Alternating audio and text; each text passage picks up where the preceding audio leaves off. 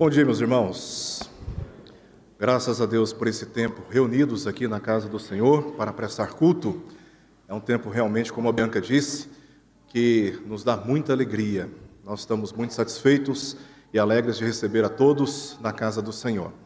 A nossa escola bíblica dominical, geralmente no mês de julho, ela entra de recesso. Então, nós fazemos tradicionalmente, durante os cultos matutinos, uma classe conjunta, uma classe única da escola dominical, e hoje nós estamos iniciando uma nova série, uma série que tem esse tema, Vida Além do Mundo. Vamos estudar assuntos relacionados com a vida após a vida terrena, começando com um tema que é central na nossa teologia, sobre o retorno do Senhor Jesus Cristo. E nós vamos orar, pedindo a Deus a sua bênção para compreendermos, pela ação do Espírito, à luz das Escrituras, este que é um assunto tão importante para a fé cristã. Vamos orar? Amado Deus, nós estamos felizes de estarmos na Tua casa, e aqui Te rendemos louvores, porque só o Senhor é digno de recebê-los. Pedimos ao Senhor a Tua bênção para compreendermos esta matéria tão importante para a fé cristã. Que Teu Espírito que está entre nós mova, ó Deus, esta palavra aos nossos corações e nos edifique e nos auxilie para, entendendo, Senhor, esta esperança, que a nossa vida seja realmente conduzida neste esforço de abrirmos mão, de resistirmos o pecado e vivermos em santidade na Tua presença, nos preparando para esse grande e glorioso dia no qual estaremos reunidos plenamente na presença de Deus, que é o que tanto a nossa alma deseja. Nós oramos por isso e Te pedimos a Tua bênção em nome de Jesus.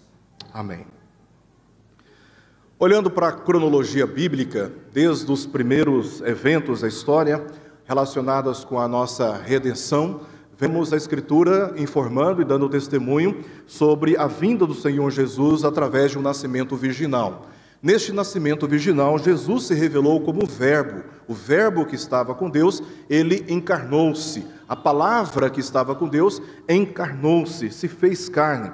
A partir de então, Jesus ele inicia o seu ministério, especialmente a partir dos 30 anos, e ele assim se revela como o Messias. Ele foi ungido pelo Espírito Santo e ele inicia o seu ministério, dando provas, através de muitos sinais, de que ele era o Messias esperado, o Cristo, aquele que tinha sido ungido pelo Pai.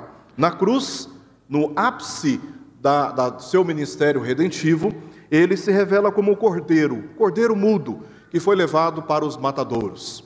Ali, embora aparentemente estava exposto como moribundo, como alguém que tinha sido vencido pela morte, silenciando assim todas as expectativas que os judeus tinham, que os profetas tinham anunciado, Jesus triunfou sobre o pecado e sobre a morte, pois no terceiro dia ele ressuscitou dentre os mortos, vencendo o poder do pecado e da morte.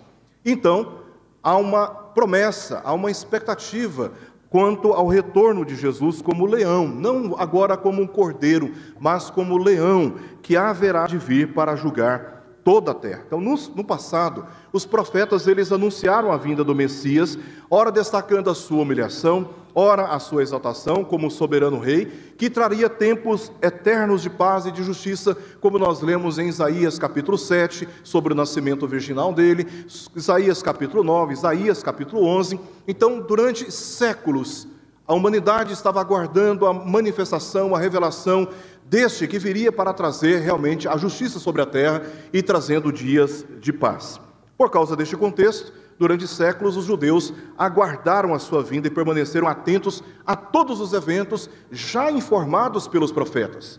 Um desses eventos seriam os sinais messiânicos: dar vista aos cegos, fazer com que os coxos andassem, ressuscitar os mortos, fazer com que mudos ouvissem, os surdos ouvissem e os mudos falassem, além de dar entendimento sobre o reino de Deus aos simples.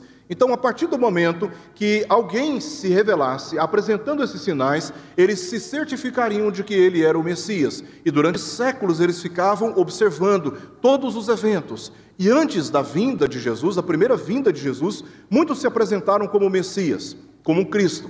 Mas todos eles se provaram falsos, porque não realizaram aquilo que estava previsto nas profecias. Até que no tempo estabelecido por Deus, Jesus veio ao mundo, como estava previsto, através de um nascimento virginal. Exerceu o seu ministério e venceu, morrendo inocentemente no lugar de homens eternamente condenados pelo pecado, para que tenham a vida eterna. Agora, resta uma última esperança, o seu retorno. E é exatamente essa esperança que nos move e nos dá sentido de viver a vida cristã que nós vivemos. Nós temos uma esperança, nós olhamos para o futuro aguardando realmente a manifestação pela segunda vez do Filho do homem, do Filho de Deus, daquele que foi prometido e que haverá de vir e de fato estabelecer para sempre um tempo de paz. Ele mesmo prometeu isso. Em João capítulo 14, versos 2 e verso 3, nós lemos: na casa de meu pai há muitas moradas. Se assim não fora, eu vou-lo teria dito, pois vou preparar-vos lugar. Jesus, ele ascendeu aos céus com esta missão, preparar-nos lugar. A ressurreição de Jesus, a ascensão de Jesus, foi a consumação final da obra redentiva. O que tinha que ser feito, Jesus fez, ou seja, pela ascensão de Jesus, ele nos preparou um lugar na presença de Deus. E aí, ele continua dizendo: e quando eu for e vos preparar lugar, voltarei e vos receberei para mim mesmo, para que onde eu estou, se referindo à presença de Deus, à plena comunhão com Deus, estejais vós também. Essa esperança, essa é a promessa que o próprio Senhor Jesus transmitiu a todos nós. Nós aguardamos agora pelo retorno do Senhor Jesus Cristo. Esse retorno é aquilo que Paulo diz a Tito, no capítulo 2, verso 13, a bendita esperança que todo cristão tem e deve ter. Nós devemos aguardar pela vinda do Senhor Jesus Cristo. Essa é a nossa maior esperança. E não se trata de método motivacional para lidar com as dificuldades da vida terrena. Não se trata de uma invenção, não se trata de um argumento falso para motivar os crentes a viver a vida cristã neste mundo, suportando as tribulações, suportando as fadigas que esta vida terrena nos traz. Se trata, na verdade, de uma absoluta certeza de que estar com Cristo é incomparavelmente melhor.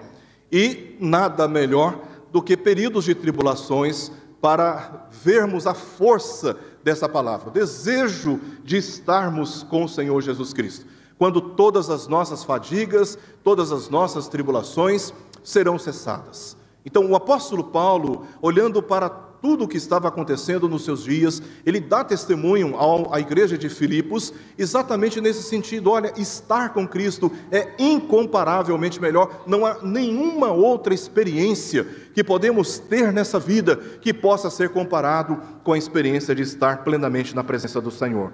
Por essa razão, ele espera, o cristão, ele espera pelo dia no qual experimentará a vitória definitiva sobre a morte e a plenitude da graça de Deus. Esta é a nossa esperança. Paulo diz em 1 Coríntios 15, 19, se a nossa esperança em Cristo se limita apenas a esta vida, se tudo o que fazemos é em função de termos uma boa vida nesta experiência terrena, Paulo está dizendo: olha, somos os mais infelizes de todos os homens. A vida como nós a compreendemos hoje, a vida limitada ao tempo e à experiência terrena, ela tem um limite.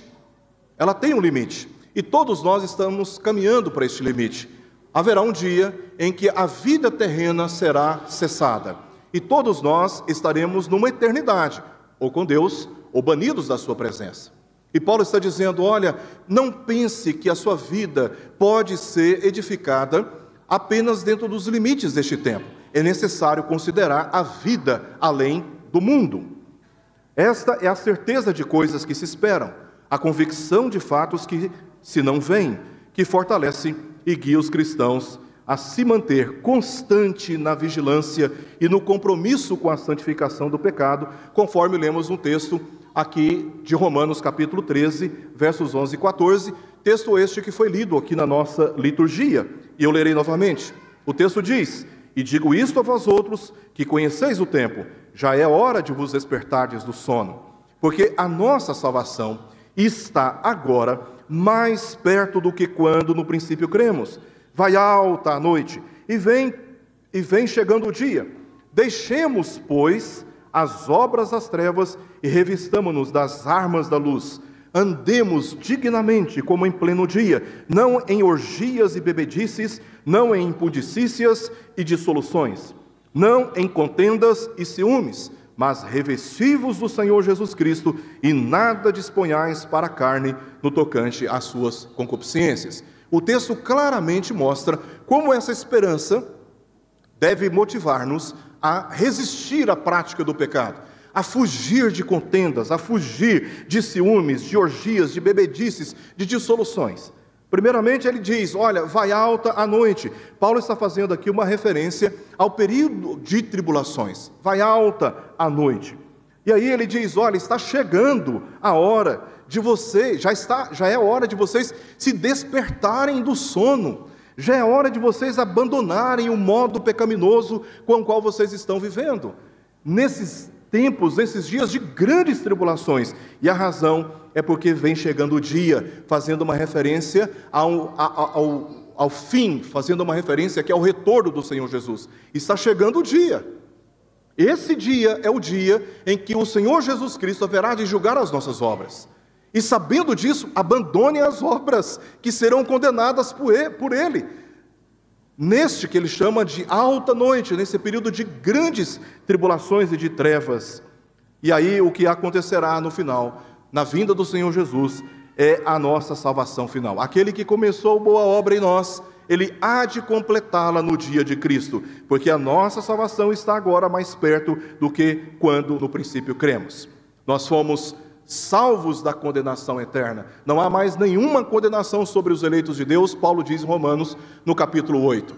Nós estamos, neste momento, desenvolvendo a nossa salvação num processo de santificação, abandonando os pecados, tendo em vista o dia da nossa redenção final, quando a presença do pecado será retirada e nós estaremos plenamente na presença do Senhor, gozando, desfrutando da sua presença para todo sempre. Quanto ao dia exato do retorno de Jesus, o texto das Escrituras diz que ninguém sabe, nem os anjos, nem o Filho, senão o Pai. Apenas que será inesperadamente para os incrédulos. Ele virá como ladrão para os incrédulos. Por quê? Porque os incrédulos não acreditam em nada dessas coisas. Tanto é que não vivem em função dessa esperança de um dia se encontrar com o Senhor Jesus e ter as suas obras reveladas pela luz e julgadas pelo grande juiz. Eles vivem num estado de incredulidade prática, mesmo quando com seus lábios estão dizendo, não, eu acredito exatamente nessas coisas. Mas para os cristãos que têm as Escrituras Sagradas como a revelação da verdade de Deus, estes estão aguardando ardentemente pela vinda de Jesus. Então, quando o Senhor Jesus for revelado nos céus, não será surpresa para nós. Mas para os incrédulos, ele virá como um ladrão, bem como para aqueles que estão especulando o fim a partir de fontes extrabíblicas. Os discípulos perguntaram a Jesus, quando sucederão essas coisas? E que sinal haverá da tua vinda e da consumação do século? É o anseio, é a expectativa de todos nós, né? Gostaríamos de saber exatamente o ano, o mês, o dia e a hora da revelação de Jesus. Mas ninguém sabe. Então os discípulos, já que não é possível saber, perguntaram para Jesus, então nos dê pelo menos algumas dicas, algumas pistas quanto ao fim. Em resposta, Jesus ofereceu a oportunidade de andarem sóbrios, observando os sinais escatológicos, como por exemplo, o crescimento dos falsos profetas, conflitos militares entre nações, desarmonia da natureza, as convulsões da natureza vão se intensificando à medida que se aproxima o fim. Perseguição contra os cristãos, perseguição ideológica, perseguição política, perseguição de toda a ordem. Desunião familiar é um sinal escatológico. Os pais deixando as suas funções, os filhos se voltando contra os seus pais, também é um sinal escatológico conforme está nas Escrituras. Aumento das heresias e da apostasia. Também o aumento da desordem moral e da hipocrisia religiosa. Pessoas que não vivem verdadeiramente a fé em Jesus. Apenas estão cumprindo ritos litúrgicos, apenas estão cumprindo ritos cerimoniais, mas estão desprovidas da verdadeira fé em Jesus Cristo. Abandonam, obviamente, no momento de tensão, no momento de tribulação, abandonam a confissão de fé e vão seguir por outros caminhos. É um sinal escatológico.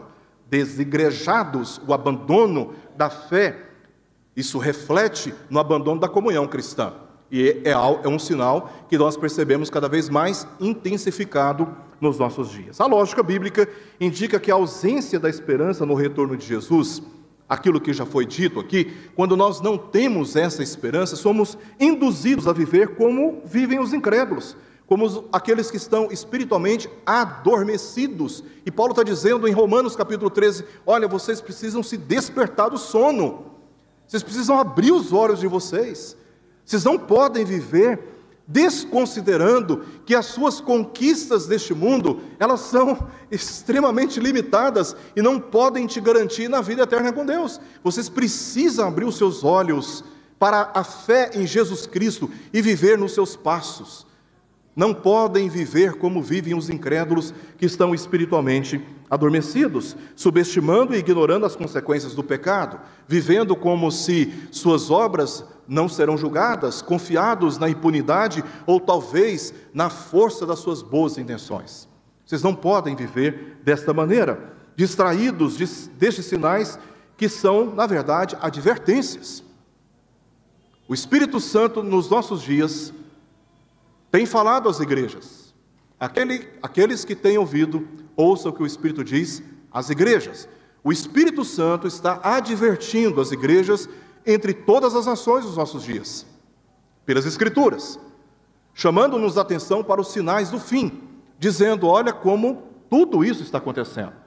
E pelo advento da internet e da tecnologia, hoje mais do que antes temos acesso a informações. Estamos vendo o que está acontecendo em todo o mundo no tocante à igreja e ao avanço do Evangelho, bem como todos esses demais sinais escatológicos previstos pelas Escrituras estão sendo lembrados. Como nesta manhã, estamos sendo lembrados de sinais que devemos observar, entendendo que o fim está mais próximo do que antes, como Paulo disse. E então, a pergunta que os discípulos fizeram, Senhor, quando nos dê alguns sinais quanto ao fim. Nós temos nas Escrituras, além desses sinais, um indicativo de quando será o fim, quando Jesus haverá de vir. E esta expectativa, ela está associada nas Escrituras ao conceito do milênio escatológico. Contudo, há muitas expectativas, ou muitas interpretações sobre o milênio escatológico. Primeiro vamos ler o texto de Apocalipse capítulo 20, onde unicamente lemos a respeito do milênio. Diz assim o texto, veja como o texto é bem claro. Capítulo 20 de Apocalipse, verso 1. Então vi descer do céu um anjo, tinha na mão a chave do abismo e uma grande corrente. Ele segurou o dragão, a antiga serpente que é o diabo, Satanás. Isso está relacionado com a primeira vinda de Jesus. E o prendeu por 1000 anos. A obra de Jesus na cruz e na sua ressurreição prendeu Satanás. Satanás foi preso pelo Senhor. Lançou-o no abismo, fechou, pôs selo sobre ele, para que não mais enganasse as nações, até se completassem os 1000 anos. Então, é um período de 1000 anos em que Satanás é mantido preso. Continua, verso 4. Vi também tronos, e nestes sentaram-se aqueles aos quais foi dada a autoridade de julgar. Vi ainda as almas dos decapitados por causa do testemunho de Jesus, bem como por causa da palavra de Deus. Tantos quantos não adoraram a besta, nem tampouco a sua imagem, e não receberam a marca na fronte e na mão, e viveram e reinaram com Cristo durante exatamente esses 1000 anos. Período no qual Satanás é preso, estes estão reinando com Cristo. Continua. Os restantes dos mortos não reviveram até que se completassem os 1000 anos. Esta é a primeira ressurreição. Bem-aventurado e santo é aquele que tem parte na primeira ressurreição. Sobre esses a segunda morte não tem autoridade. Pelo contrário, serão sacerdotes de Deus e de Cristo, e reinarão com ele os 1000 anos. Quando, porém, se completarem os 1000 anos, aí é um outro momento na história. Satanás será solto da sua prisão. Então, é nessa passagem que nós encontramos a respeito do milênio. Esse milênio, ele tem um limite, no final do qual haverá muitos eventos ocorrerão. E o texto de Apocalipse continua descrevendo vários desses eventos. Então, esses 1000 anos, a compreensão deles é muito importante para entendermos aqui quando virá o fim, quando o Senhor Jesus haverá de voltar. Tá? A que se refere aos 1000 anos mencionados em Apocalipse capítulo 20? Nós temos algumas perspectivas. O termo milênio significa 1000 e corresponde na Bíblia ao símbolo de um longo período de perseguições contra a igreja, enquanto nela Cristo reina, antes da sua gloriosa e temível revelação no céu, a sua segunda vinda. Então, é um termo usado no livro de Apocalipse, pela linguagem empregada no próprio livro, é um número simbólico, como vários outros números no livro, e nós não temos condições aqui de expormos essa questão dos números na linguagem apocalíptica de Apocalipse. Mas esses 1000 anos correspondem a um longo período de tempo.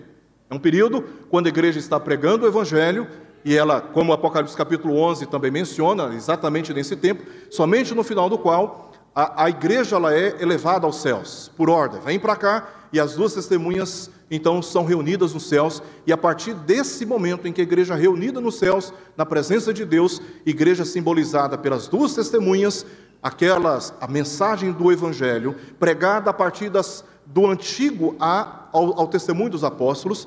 A partir do momento em que a igreja ela é reunida na presença de Deus, então há um grande julgamento acontecendo na terra. Isso estará no final do capítulo 11 de Apocalipse.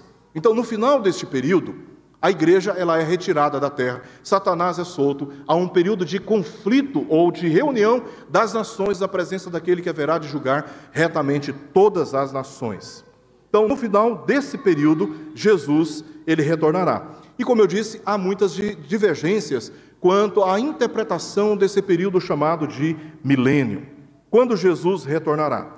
A primeira perspectiva que intérpretes e teólogos fazem a respeito do milênio é o que nós chamamos de pré-milenista. Eles acreditam que Jesus virá antes desse referido milênio. Outros acreditam e têm uma interpretação chamada de pós-milenista. Acreditam que Jesus virá somente depois do milênio. E é uma outra corrente dominante entre teólogos que é chamada de amilenista. Acredita, esses, que Jesus virá a qualquer momento. A qualquer momento. Então nós veremos detalhadamente aqui cada um desses primeiramente. Então, aqueles que interpretam a vinda de Jesus, que a primeira vinda de Jesus virá antes do milênio, acreditam que a partir do momento da primeira vinda inaugurou-se o que eles chamam de a era da igreja. Então, haverá no final dessa chamada era da igreja o arrebatamento, e todos estarão então reunidos na presença de Deus, os crentes estarão reunidos na presença de Deus, mas uma parte de crentes, não muito crentes, ficará na terra, para expurgar os seus pecados durante um período de tribulações que inicia-se a partir do arrebatamento. Esta corrente pré-milenista, ela é compreendida na teologia escatológica de dispensacionalismo. Então acredita-se que na primeira vinda de Cristo iniciou-se a era da igreja, e nesse momento nós estamos vivendo. Estamos aguardando, não é a vinda do Senhor. Na verdade, os pré-milenistas, dispensacionalistas, acreditam que a segunda vinda de Jesus se dará em 2 etapas. A primeira etapa será nos céus, ele fica suspenso no ar, e então a igreja é reunida com ele entre as nuvens. Uma parte de crentes fica e toma o reino de Deus pela força. O Espírito Santo é removido, mas eles serão salvos pelas suas obras, não se sujeitando aos pactos idólatras que são as marcas da besta, na fronte e na mão. A segunda etapa da vinda de Cristo, creem eles, será no final da grande tribulação, quando Jesus ele conclui a sua segunda vinda, colocando os pés na cidade de Jerusalém. Então eles acreditam assim, a era da igreja, é o período que nós estamos vivendo, no final do qual o Senhor Jesus, ele então chama a igreja, ela é arrebatada e inicia-se um período literal de 7 anos de tribulações na terra. Sendo que 3 anos e meio são períodos de paz, sob a liderança de um líder mundial, o anticristo, e nos últimos 3 anos e meio o anticristo se volta contra as nações, e aí esse é o chamado grande tribulação, segundo aqueles que acreditam nesta versão, nessa interpretação da teologia. Tá? Então são exatamente 7 anos de tribulações na terra. No final, Jesus vem. Aí ele vem, se manifesta pela sua segunda vinda,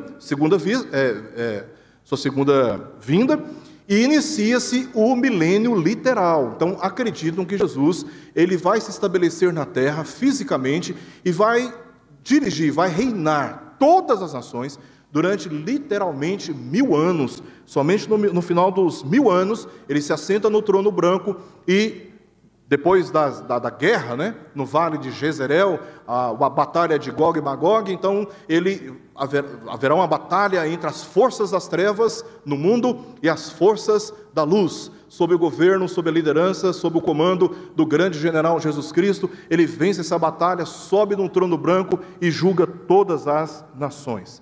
E a partir daí, então, inicia-se uma eternidade. Tá? Bom, é o que os pré-milenistas acreditam. Os pós-milenistas não são tão diferentes. Os pós-milenistas acreditam que com a vinda de Jesus, iniciou-se a era da igreja e, paralelamente, iniciou-se as tribulações. Então, as tribulações iniciaram a partir da primeira vinda de Cristo e vão encerrar com o chamado milênio. Os pós-milenistas acreditam que a igreja, dentro dessa perspectiva, ela tem a missão de redimir a cultura, de redimir a sociedade, de viver de tal maneira que a sociedade esteja em paz, em ordem, e que todo este cenário estabelecido pelo governo da igreja, na autoridade que a igreja recebeu, é que no final, literalmente de 1000 anos, é que Jesus haverá de se revelar. Contudo, esse entendimento tem muitos conflitos com o testemunho bíblico, porque tudo o que nós lemos a respeito do retorno e dos sinais escatológicos é que quando Jesus vier, ele não vai encontrar um mundo organizado. Muito pelo contrário, ele vai encontrar um mundo em tribulações tais como nunca houve na história. Mas alguns acreditam que essa chamada era da igreja, com tantas tribulações ao mesmo tempo, ela então entra num estado de milênio quando o mundo, quando as nações, elas estarão já redimidas culturalmente falando, socialmente falando, por obra da igreja, pela pregação do evangelho, pela conduta moral dos seus fiéis. Então, no final do milênio, é que Jesus haverá de se manifestar e então iniciar um período de eternidade. Os que pensam no pós-milenismo.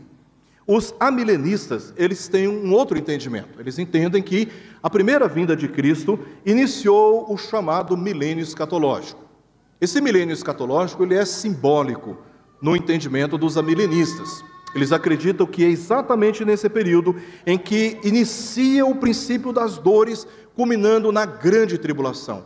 Quando Jesus disse, este é o princípio das dores, Jesus, como eu já ouvi alguns falarem, Jesus não está dizendo que há aqueles rumores de guerra, filhos se levantando contra os pais, falsos profetas, as calamidades da natureza.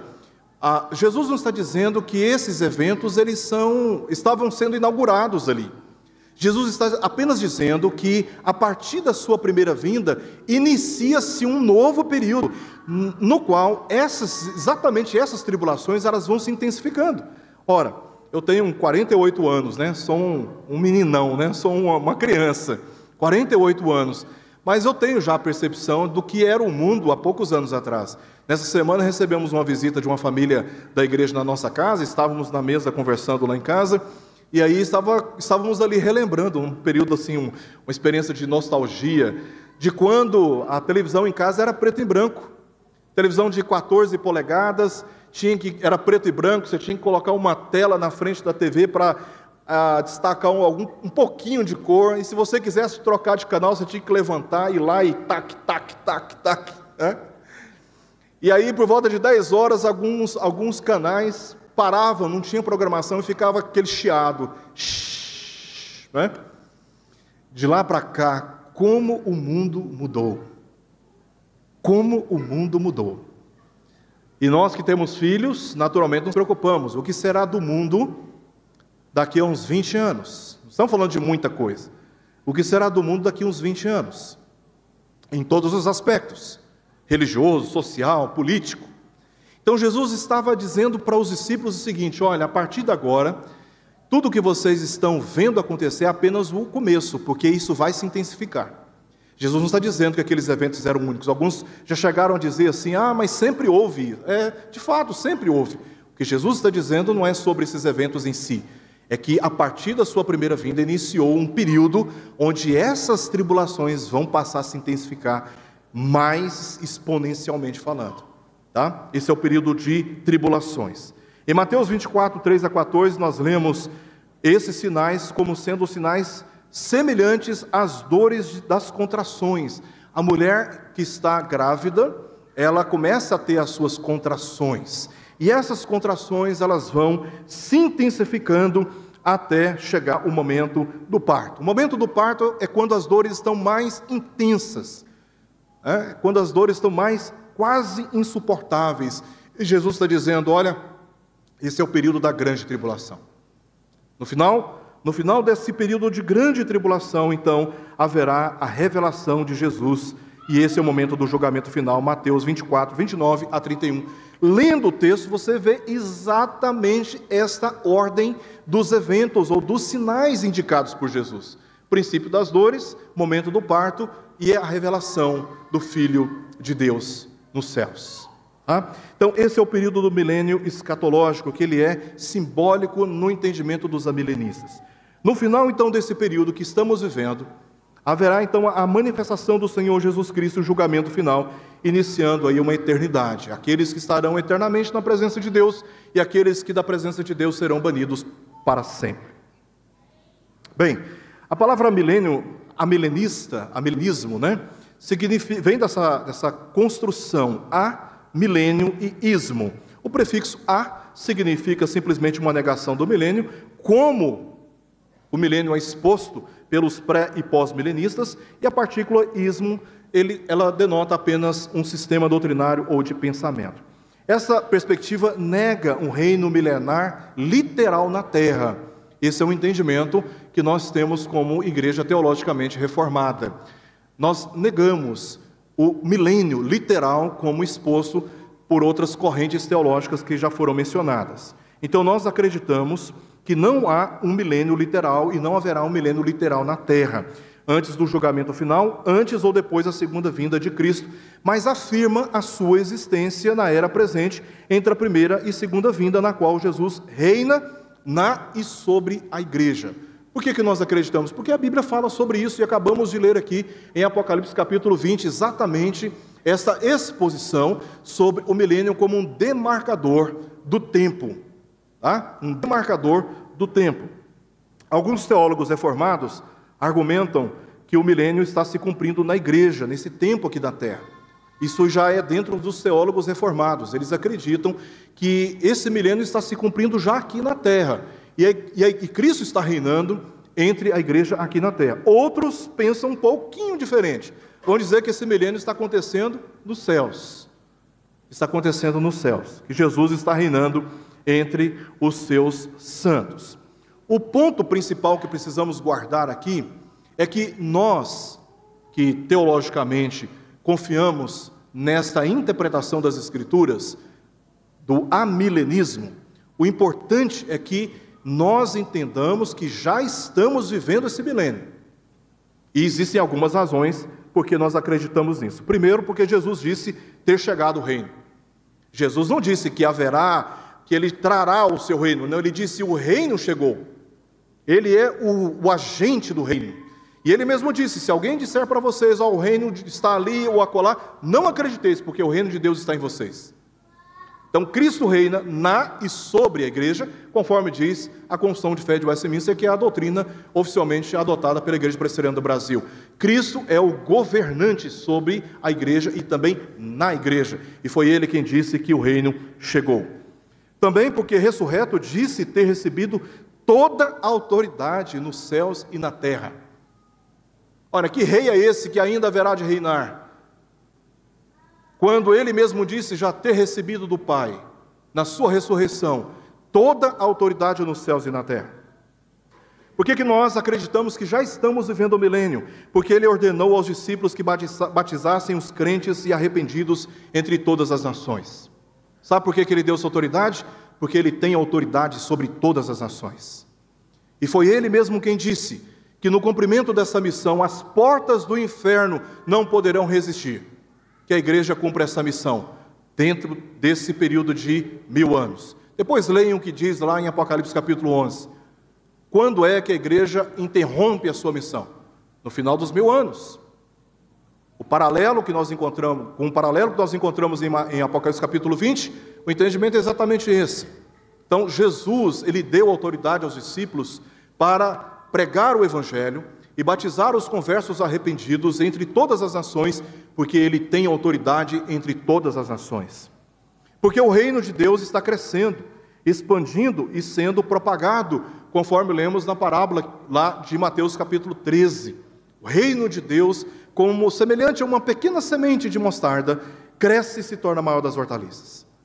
O reino de Deus, semelhante àquela semeadura durante o dia, o semeador dorme, quando ele acorda, tudo já está grande, desenvolvido, e ele não sabe explicar como se deu. O reino de Deus está crescendo e se expandindo em todo o mundo, porque o apóstolo João viu Jesus como rei, tendo as chaves da morte e do inferno e reinando entre as igrejas. A visão que João teve no Apocalipse foi exatamente esta. O Filho de Deus, com este poder e no meio dos candeeiros, tendo nas mãos as chaves da morte e do inferno. Jesus reinando entre as igrejas, porque Jesus disse que expulsava demônios em razão de ter inaugurado o reino de Deus sobre os seus seguidores. Mateus 12, 28. Também porque ele aprisionou Satanás, está em João 12, 31, em Apocalipse 20, de 1 a 3, texto que nós lemos aqui. Porque o apóstolo Paulo disse que Jesus está reinando até que todos os inimigos sejam postos debaixo dos seus pés, e que o último inimigo a ser destruído será a morte. Jesus está reinando, e todos os seus inimigos estão sendo postos debaixo dos seus pés, como o estrado de seus pés, aquele móvel que se colocava junto ao trono, e o rei colocava os seus pés sobre ele para descansar os pés. O apóstolo Paulo é quem disse que Jesus está reinando, e ele reina até ser colocado debaixo dos seus pés todos os seus inimigos. Porque ele não será rei, ele já foi ungido pelo Espírito Santo, e é, como dito nas Escrituras, o Rei dos Reis. Então Jesus, ele não será rei, ele já é o rei sobre todos os reinos, sobre todas as nações. Eu posso ouvir um amém, igreja? Resumindo, com a queda do homem, há uma promessa imediatamente associada. O fiador da raça humana é invocado logo após a queda do homem. Gênesis 3:15, há uma promessa de que Jesus haveria de se manifestar na linhagem da mulher, e ele destruiria as obras do diabo pisando sobre a cabeça da serpente. Então há uma promessa de redenção.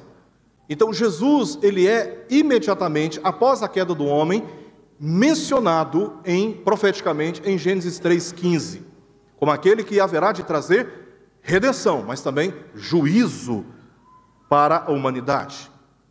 Então, na eternidade, alguns estarão na presença eterna de Deus, outros banidos da sua presença, nós chamamos de morte eterna. Nós teremos, em uma das nossas oportunidades, um momento para estudarmos esses dois temas aqui. Terceiro e último domingo de julho, nós vamos avaliar o que diz a Escritura sobre a vida eterna. Essa não é uma esperança vaga, ela é extremamente concreta, e a Escritura traz muitos detalhes sobre o que será a vida eterna na presença de Deus, bem como o que será o estado de banimento da presença de Deus. É o que nós estaremos estudando aqui no último domingo de julho. Voltando aqui, então, há um estado eterno para todos nós. a vida além do mundo. Todos nós estamos caminhando para uma eternidade. Todos nós estamos caminhando para o fim dessa vida terrena, para uma vida eterna. Então, a promessa de redenção vem com a primeira vinda de Jesus. Jesus veio para realizar a sua obra expiatória. Por isso ele vem, como disse João no capítulo 1 do seu Evangelho, no verso 29, eis o Cordeiro de Deus que tira o pecado do mundo. Em resposta àquilo que nós vemos lá em Gênesis capítulo 22, sobre o episódio de Abraão com Isaque. Deus proverá para si o Cordeiro. O Cordeiro é indicado por João na nova aliança. Jesus Cristo, ele veio para morrer e pela sua morte fazer expiação pelos nossos pecados. Então Jesus veio trazer a justiça sobre os eleitos de Deus. Mas há uma promessa de que ele haverá de voltar. Uma segunda vez, ele voltará. E esta é a nossa esperança. E estamos vivendo exatamente nos últimos dias. Esses últimos dias que na teologia chamamos de já e ainda não. O reino já veio, mas na sua plenitude ainda virá. Nós já fomos salvos, mas na plenitude seremos salvos. Então, nós estamos vivendo exatamente a transição entre a primeira e a segunda vinda de Cristo, nos dirigindo para uma eternidade. Nesses últimos dias, está sendo realizado o milênio, que é simbólico, e também a chamada tribulação, princípio das dores, culminando em grande tribulação. Então, nesse período, concomitantemente, estão sendo realizados o que a Escritura chama de milênio, e nesse milênio, Cristo está reinando entre e sobre a igreja, e na mesma perspectiva desse tempo de tribulações, Cristo está advertindo as nações. É por isso que ele disse sobre os sinais, é por isso que ele falou sobre a necessidade de sermos sóbrios, de despertar-nos do sono, e na sua segunda vinda, Jesus julgará. Então, Cristo, ele reina, ele adverte e, por fim, ele julgará todas as nações.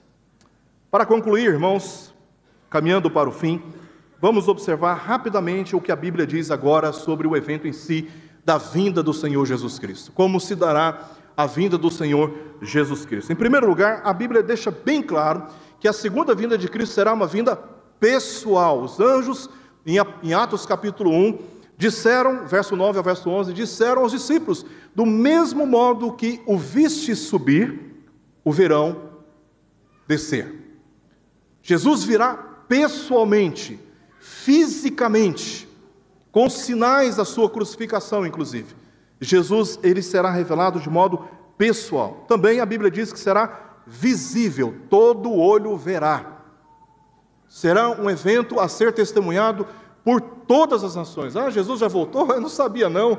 Engraçado, não vi isso hoje nas notícias, deixa eu dar uma olhada. Não, todo olho verá a vinda do Senhor Jesus Cristo. Essa é a promessa. Também será audível.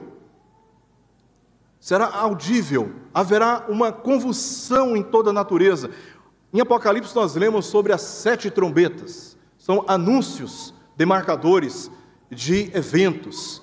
São simbólicos no livro de Apocalipse. Mas a ideia é que todo olho verá e todos haverão de ouvir que a respeito deste evento. Também será glorioso. Não será aquela manifestação ofuscada pelas lentes humanas, pelo entendimento humano. Não, todos haverão de reconhecer a glória do Filho de Deus, abrindo as nuvens com as miríades dos seus anjos e aqueles que já estão na presença de Deus, descendo sobre a terra. Algo extremamente glorioso, maravilhoso, que haverá de impactar os olhos e os corações de todo ser humano. Também a Bíblia diz que será surpreendente, como já mencionamos aqui.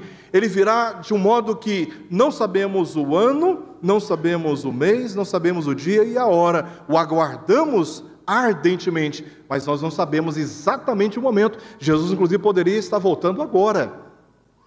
Nós não sabemos exatamente. Nesse sentido, será surpreendente, mas mais terrivelmente será esse evento para os incrédulos, que não aguardam, e por isso vivem como na noite, fazendo coisas que, reveladas à luz, traria muita vergonha. Por isso, para os incrédulos, Jesus virá como um ladrão. Também terá efeitos eternos. A vinda de Cristo haverá de trazer julgamento. Para os crentes em Cristo Jesus, estarão plenamente na presença de Deus para todo sempre. Para os ímpios, os incrédulos, eles serão banidos da sua presença para um estado eterno de sofrimentos. E o que vai acontecer aqui nos céus, na terra e debaixo da terra? Quais são os eventos que a Bíblia fala que haverá de ocorrer nessa perspectiva? Os mortos ressuscitarão. Nesse dia, os mares devolverão seus mortos. Todo corpo morto será ressuscitado. Todo corpo será ressuscitado. Dos crentes, como Paulo também fala lá em 1 Tessalonicenses, capítulo 4, verso 16, dos crentes também, não só dos ímpios, dos crentes também, os corpos serão ressuscitados e reunidos às suas almas. Então haverá um julgamento de todos. Também a Bíblia diz que os crentes serão transformados. 1 Coríntios capítulo 15 e 2 Coríntios capítulo 5 dá detalhes sobre como o corpo da nossa corruptibilidade será revestido de incorruptibilidade. O corpo no estado eterno não será como o nosso hoje. E este será o assunto do próximo domingo no nosso estudo aqui, domingo de manhã. O corpo após a morte. A ressurreição e o estado de transformação é algo que a Escritura promete para todos nós também. Diz lá em Filipenses 2:11 que todo joelho se dobrará e toda língua confessará que Jesus Cristo é o Senhor. Ninguém vai ficar de fora, nem o mais terrível ser humano. Todos nesse dia haverão de reconhecer que estavam errados, que estavam enganados, que foram rebeldes, e haverão de reconhecer que Jesus de fato é o Senhor. E o prelúdio disso é aquele soldado romano. Depois que Jesus expirou, e de todos aqueles eventos da natureza, ele disse: este verdadeiramente é o Filho de Deus. É isso que vai acontecer no dia da vinda de Cristo. Todos haverão de reconhecê-lo como o Senhor. A Bíblia também diz que crentes serão arrebatados e reunidos aos outros nos céus, à presença de Deus. Ela fala também sobre um conflito da luz com as trevas. Neste momento que a igreja for retirada, então o Filho de Deus, com seus anjos, há muitos textos nas Escrituras, alguns estão aqui indicados, nesse momento haverá um grande conflito. Conflito este em que Jesus haverá de pisar a cabeça da serpente. Conflito esse em que Jesus, com o sopro da sua boca, destruirá todos os seus inimigos. Não será uma luta de forças, muito pelo contrário. O Filho de Deus se revelará como um leão, o verdadeiro leão da tribo de Judá, e vencerá todos os seus inimigos. Apocalipse capítulo 21, capítulo 20 fala sobre esse momento. Então, os incrédulos serão punidos e toda a primeira criação será afetada com esse julgamento. Haverá novos céus e haverá nova terra. Tudo será desfeito, porque tudo o que existe hoje está reservado para julgamento. Como nós podemos lidar com este assunto? Primeiro, nós precisamos confiar em Jesus Cristo, a nossa salvação. Certos de que os nossos pecados já foram perdoados por Ele e que não há nenhuma condenação mais sobre nós. Nós precisamos confiar a Jesus esta certeza de que um dia estaremos com o nosso Deus. Por que isso é importante? Porque quando as coisas apertam, quando as dívidas chegam, quando uma doença grave chega, quando o luto entra na nossa casa, quando nós enfrentamos essas grandes tensões em relação à sociedade, vendo o caos moral crescendo, o caos político aumentando, vendo como as coisas estão caminhando, nós podemos ter momentos de medo, de insegurança, podemos ter momento de questionamento a respeito da nossa salvação, mas as Escrituras estão o tempo todo dizendo: fiquem firmes. Olha as epístolas, irmãos, todos os textos do Novo Testamento, não tem um texto do Novo Testamento, os 27 documentos, Os apóstolos estão, os escritores, os autores bíblicos estão o tempo todo advertindo a igreja contra a atividade dos falsos mestres e apelando para que a igreja fique firme, apelando para que a igreja permaneça fiel ao Senhor. Daí porque é importante, irmãos, revermos essas questões à luz das Escrituras e fortalecermos a nossa confiança em Jesus Cristo. Nós podemos perder tudo, mas a certeza da nossa salvação jamais podemos perder. Nós somos um povo de propriedade exclusiva de Deus, e aí está amparada a nossa esperança e a nossa segurança. Em segundo lugar, confirmando a nossa salvação através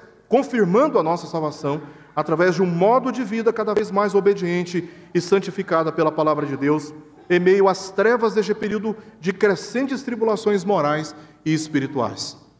Uma vez que temos certeza da vinda de Cristo e da nossa salvação final, nós precisamos nos preparar para isso. E o modo que nós devemos nos preparar é resistindo cada vez mais o pecado que habita em nós e que é provocado por várias circunstâncias em torno de nós. Vivendo cada vez mais uma vida obediente ao Senhor, uma vez cada vez mais comprometida com o Senhor. Em Romanos 13, 12 a 13, nós lemos: vai alta a noite e vem chegando o dia. Deixemos, pois, as obras das trevas e revistamo-nos das armas da luz. Andemos dignamente como em pleno dia, não em orgias e bebedices, não em impudicícias e dissoluções, não em contendas e ciúmes. Outra passagem, 2 Pedro 1, 10 a 11. Por isso, irmãos, procurai com diligência, cada vez maior, confirmar a vossa vocação e eleição, porquanto, procedendo assim, não tropeçareis em tempo algum, pois desta maneira é que vos será amplamente suprida a entrada no reino eterno de nosso Senhor e Salvador Jesus Cristo, se referindo ao estado eterno na presença de Deus. Em terceiro e em último lugar, aguardando com perseverança o retorno de Jesus, como ele mesmo disse aos discípulos, orando e vigiando para não cairmos em tentações até que ele volte. Termino com essa passagem de Apocalipse 22, versos 12 a 13. E eis que venho sem demora, e comigo está o galardão, que tenho para retribuir a cada um segundo as suas obras. Eu sou o Alfa e o Ômega, o primeiro e o último, o princípio e o fim. Bem-aventurados, abençoados, felizes aqueles que lavam as suas vestiduras no sangue do Cordeiro, para que lhes assista o direito à árvore da vida e entrem nas cidades pela porta. Essa é a mensagem da palavra de Deus com respeito à vida eterna com o Senhor a partir do seu retorno. Retorno este que deve ser aguardado ardentemente por todos nós que somos o seu povo. Amém?